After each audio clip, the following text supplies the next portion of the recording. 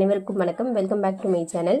இன்னைக்கு கீரை பாத்தியும் குதிரையும் அந்த லெசன்ல இருக்கிற 1 மார்க்ஸ் தான் பார்க்க போறோம். இதுக்கு முன்னாடி 2வது இயல் வரைக்கும் நான் ஷார்ட்ஸாக போட்டிருக்கவங்க பார்க்காதவங்க போய் பார்த்துக்கோங்க. சரிங்களா? இப்போ தான் நீங்கள் ஃபர்ஸ்ட் டைம் பார்க்குறீங்க அப்படின்னா சப்ஸ்கிரைப் பண்ணிக்கோங்க. ஓகே, இப்போ வாங்க வீடியோக்குள்ளே போயிடலாம்.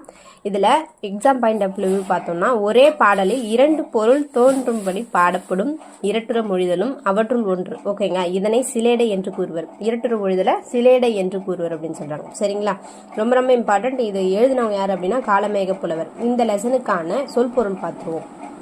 வன்கீரை அப்படின்னா வளமான கீரை, முட்டைப்போய் அப்படின்னா முழுதாய் சென்று, மறித்தல் அப்படின்னா தடுத்தல். ஓகேங்களா? பரினா குதிரை, கால்னா வாய்க்கால் அல்லது குதிரையின் கால். இந்த காலமேக புலவர் வந்து வசைப்பாடுவதில் வல்லவர் அப்படின்னு சொல்றாங்க. சரியா? ஒரு பொருள் ஒரு சொல் 2 பொருள் கூட வருவது. சரிங்களா? இந்த லெசன்ல 2 மீனிங் கொடுத்துருப்பாங்க இந்த காலமேக புலவர்.